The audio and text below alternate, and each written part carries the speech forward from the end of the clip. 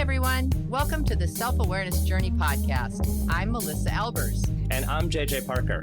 This podcast is for seekers, seekers of happiness and joy, seekers of a centered approach to success in life, seekers of their true, authentic selves. Get ready for some real talk on everything from anxiety, emotions, and habits to love, compassion, and forgiveness. We know you'll be challenged and enlightened by this conversation. We're so glad you're here. Let's dive in. So after knowing my wife for 25 years or something, I discovered a difference in the way she and I think about things. Really? Just now? Yeah. Well, I haven't been paying attention for 25 years. Oh, okay. Yeah. Well, I was going to say something around that, but I thought, no, I'll just let you wander down that path on your own. Wait, let me inch out on this plank by myself onto this Go ahead ledge. and do that. I'm going to sit here on the edge with some snacks. Well, so we were working on our will. Yep. Right. So, I mean, no one really likes to work on their will, I don't think. Nobody does. Most people won't work on their will. Yeah, it's mostly like, hey, let's talk about when you die. Well, no one wants to talk about that. Yeah. But we're trying to be responsible and get everything updated, and we're trying to, kind of figure out what we can do now to prepare, and how do we, the kids are getting older, so we don't need the child care part of it as much, but it's how are we gonna successfully launch them to adults? Blah blah blah blah. Blah blah blah. So we want to do some set up some structure for the kids, and then when you're doing estate planning, right?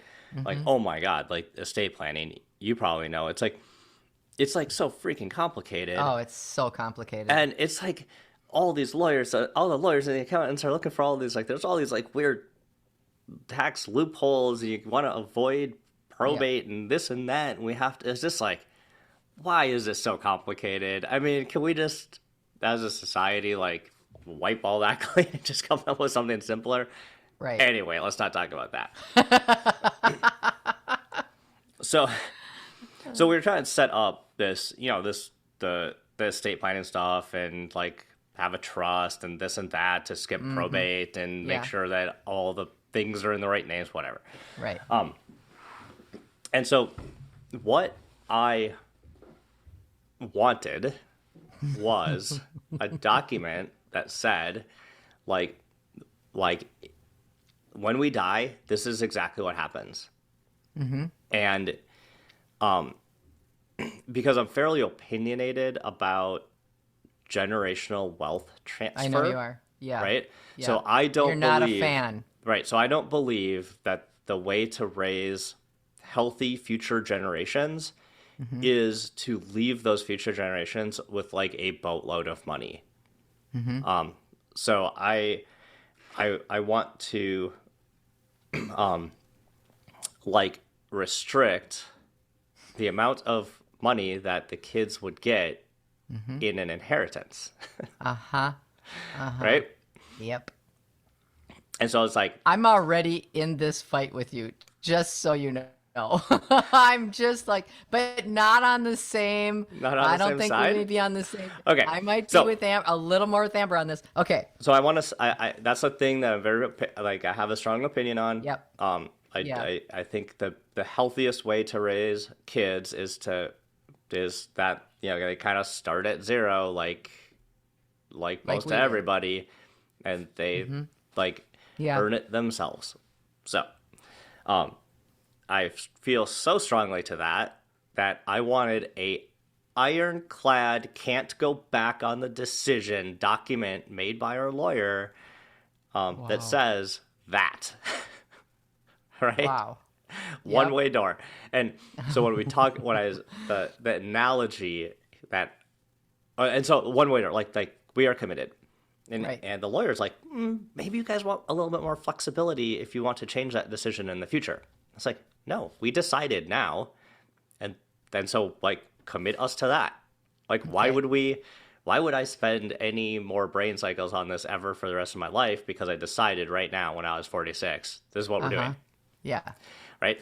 And Amber's like, maybe we should have a little bit more flexibility. I'm like, wait, I thought we were like aligned on this idea. She's like, well, but flexibility doesn't hurt. And right there, I was like, oh, that's it. Like flexibility doesn't hurt. Well, but maybe it does. And then that actually got me thinking about this idea of burning the ships. So there's this story about in like the 1500s, there was this Spanish conquistador that sailed across the ocean into, the abyss because they didn't really know what was on the other side. Landed in what's now Mexico, but they came to conquer, whatever was on the other side of the ocean. Right. And he was so committed. Stupid plan. It's obviously a dude's plan. Good Lord. Sorry. Continue. So they after whatever, probably months or a year of sailing on the open seas, they hit the shore to conquer that land. And what the captain ordered the crew to do was to burn the ships. Yep. Which meant they just landed on a place. They have no idea where they are. They have no idea what's there. They have no idea if they can survive. But they are going to burn the ships so they cannot go back. So they stay committed to the plan. They stay committed to the plan.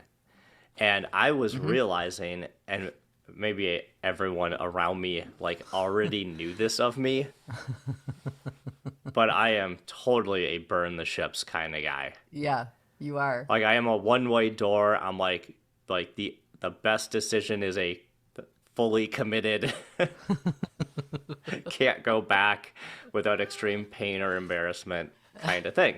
Well, I think there's a lot of things that's true in, but not everything.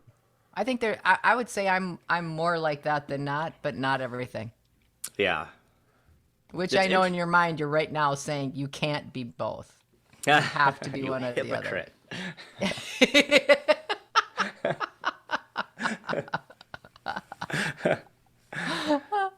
Well, so this idea, that there is, for me, ironically, for whatever reason, for me, it is more comfortable for me to be committed to a plan that is undoable than having the choice or temptation or option in the future to do something else. Wow. How long have you been thinking about this? I wonder if that's actually true. I wonder if that's actually true, or if that's the story you're telling yourself right now, given this huge dang it. Why are you decision. doing that? That's this huge decision that you had to make with somebody that is your most important person. Maybe I need to soften that and to say I'm maybe more comfortable than the average person going through a one-way door. Okay. Maybe, right, maybe it's a comfort alignment. that maybe I'm more comfortable with it. Yeah. Probably because I've had to walk through a lot of one-way doors. Same here, and I would say that is true of me too. And then but I'm also aware of my own emotional makeup enough to recognize that there are certain pieces in my life in which that does not apply. Okay, like what? So, my family, particularly my kids, particularly my kids. Oh yeah, so me applying my one-way door theory to the kids maybe is a little triggering. And by the way, I don't think kids should be given a crazy amount of money the minute that they turn 18 or 21 or whatever. I mean, whether they should or not is kind of moot on this conversation. It's more like... I know, but it is such a good... Because I'm telling you right now, people that are listening are still in that part of the conversation going, well, wait a minute, I'm promising you that. I promised you that.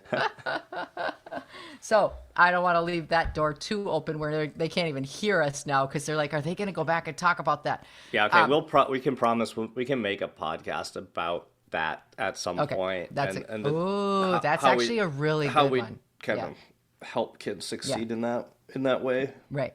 Yeah, good plan. Okay. Because I have really strong opinions and they're probably very close to yours in that way. But the way you entered into the conversation was super interesting, right?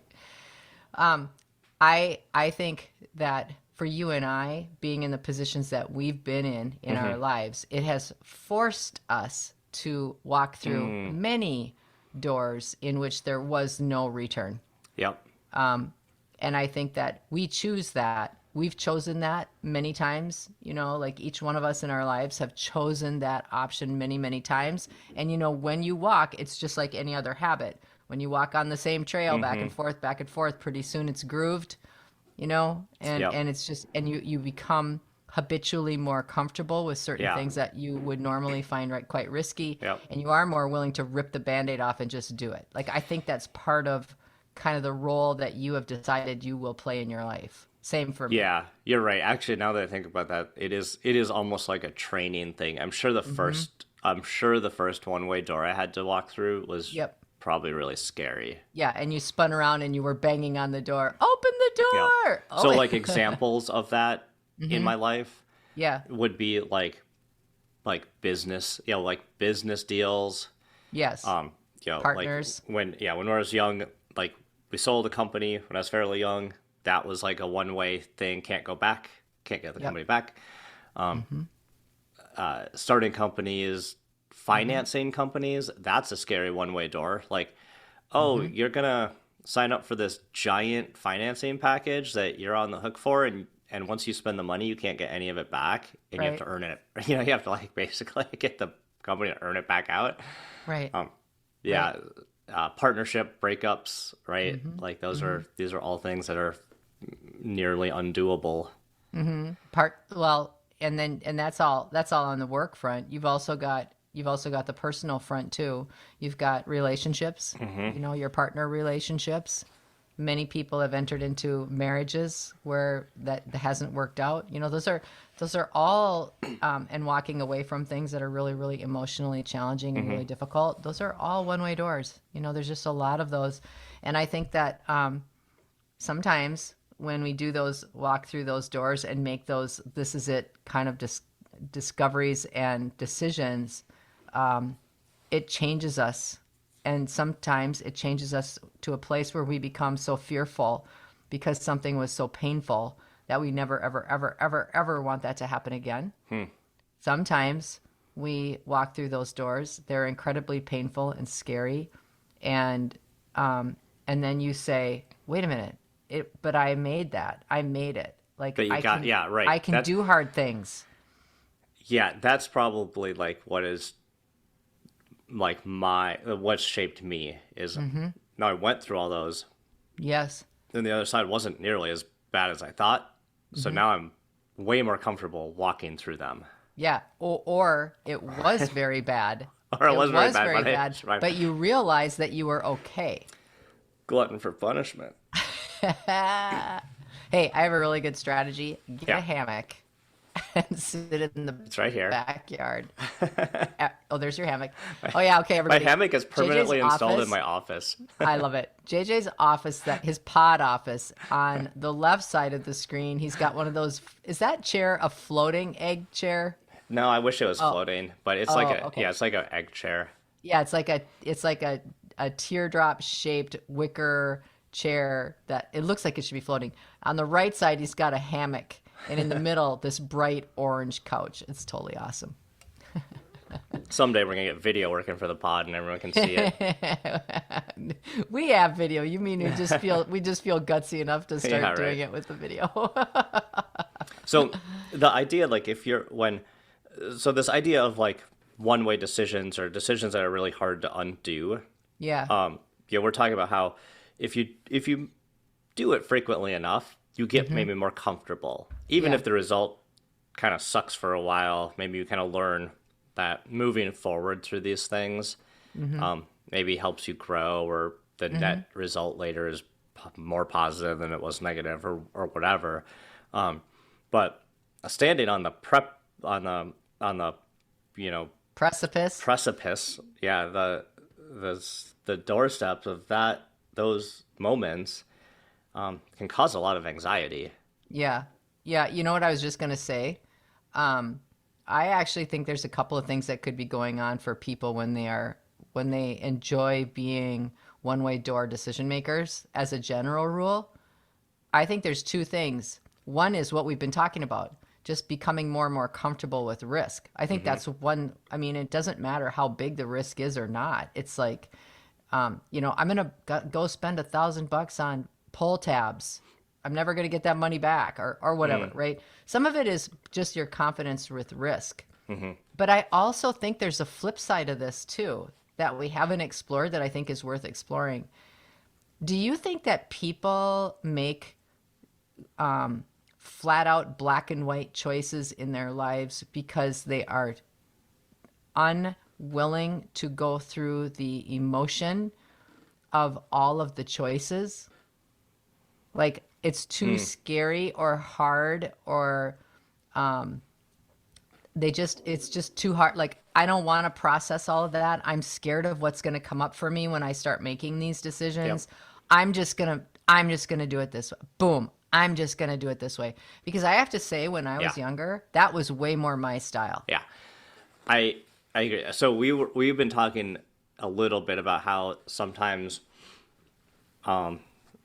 burning the ship might be like a brave, heroic move, right? We're leading the charge, blah, blah, blah. Yeah. But I 100% agree that the burning the ship tactic can also be, like a very, I don't know, I'd say cowardly act. Like, I don't want to deal with things, so I'm just going to blow up the entire universe. Right. So I'm I can just start too afraid over. of my decision causing such bad stuff because I don't trust myself. Yep. I'm so afraid of the ramifications of my decision that I'm just going to go, boom, I'm going to just go do this so that I don't have to. Like, it's the, I call it, like, it's the like, F it option. Yeah. Like, and that's because, like, you don't know how to deal with the situation you are in. You like don't know emotionally, how to feel. You don't even know how to think about it. tactically, like I have no experience how to navigate a personal relationship that has gone sideways. So the best thing to do is just, be out, like leave it. Yeah. So, I mean, I think a lot of it does have to do with that as well, and sometimes, I think it could be completely done in valor. And I think it can also be completely done in fear. Yeah. I love when we come up with some of these ideas and we explore them. We're like, ooh, actually, there's two very sharp sides to this idea. Yeah. Like, for example, and I'm not projecting you into this, but using your example at the beginning. No, I was thinking though, like with discussions about wills, I think because my husband and I have had lots of discussions around this too. What ends up happening in those kinds of conversations is you start feeling the burden of this responsibility, making decisions about what other people are going to feel, be, and do years from when you're even here. And circumstances that you have absolutely no idea what's going to happen. And that's a huge burden and responsibility that who wants to do that? You don't have enough information. How are you supposed to make a big decision like that? Yeah. Right. And I think, that's a really key example of this responsibility.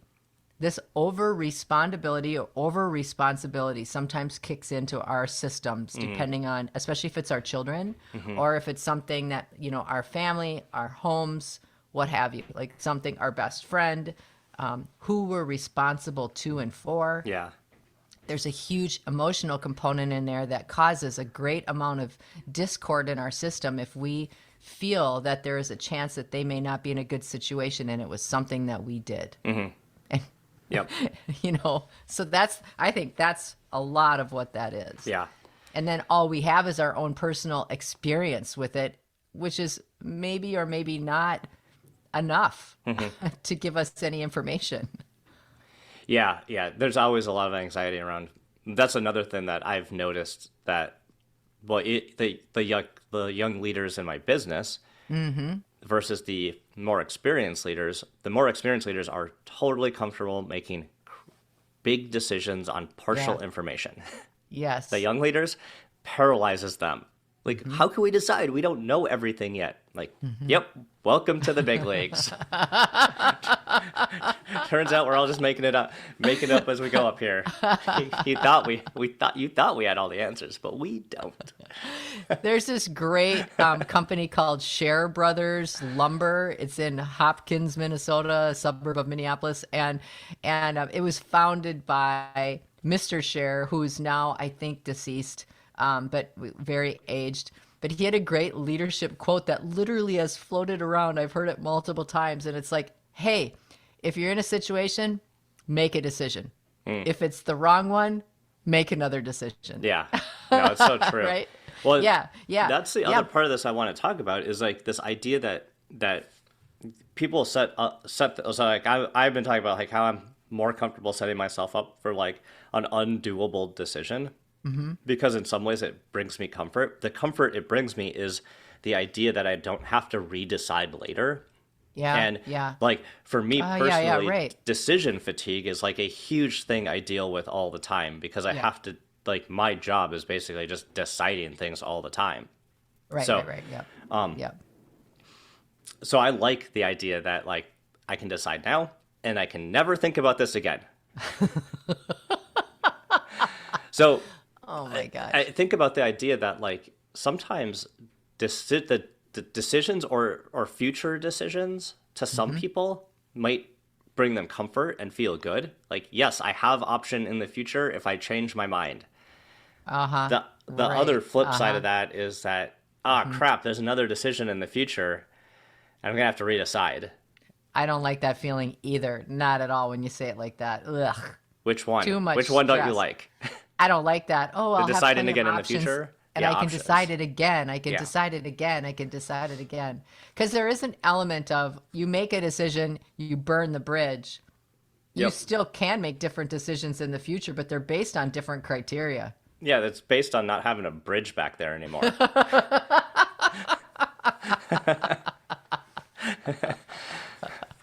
Yeah, it's way more fun though, because then it forces you to be creative and in the moment and future focused again. Right. You can't look back, and I think that is very good. And so sometimes, like I find putting myself in a situation where I am committed, and usually I'll put myself in a situation where like if I go back on a commitment, it's like embarrassing to me.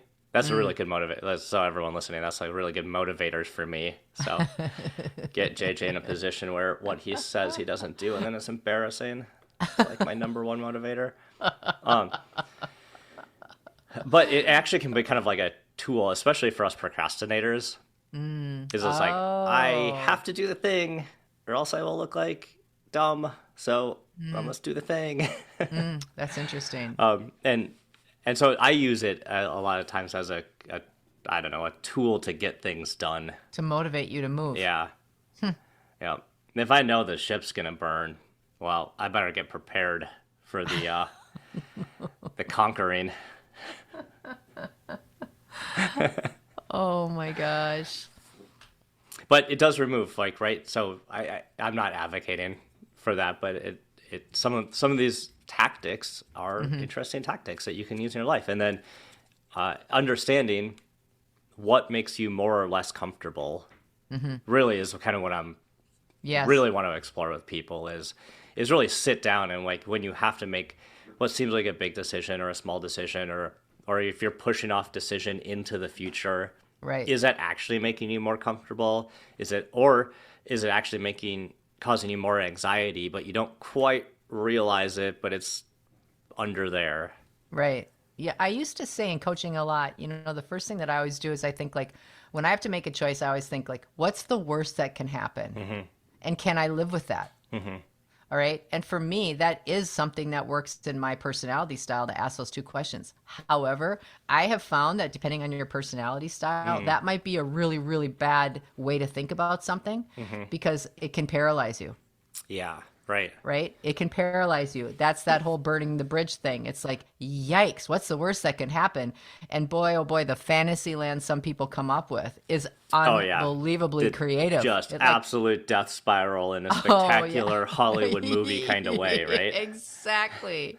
In a total Top Gun sort of way. Yeah. So, but I think depending on your personality too, it is really interesting to think about how you enter into some of these discussions. And does it help you if you say it's a one-way door? Like, does that help you in your decision making? Because it might. Yeah. And if it doesn't, it's interesting to explore why. Yep. Yeah. And be empathetic with your partner when they want to burn all the bridges. Oh, wait, no. Be empathetic to your partner when they want to have future options. Flexibility. If I were a betting person, I'd know where I'd put my money right now in this cover. We'll talk about it again some other time. All right. Did you enjoy this episode? Please go to your favorite podcast platform to subscribe, rate, and leave a review so others can discover it as well. Growing self-awareness is a lifelong journey, and there's always further to go. And it's better when we're all in it together. Please think of someone you know who could benefit from hearing today's conversation and share this episode with them. We can't thank you enough for listening. Until next time, happy exploring, seekers.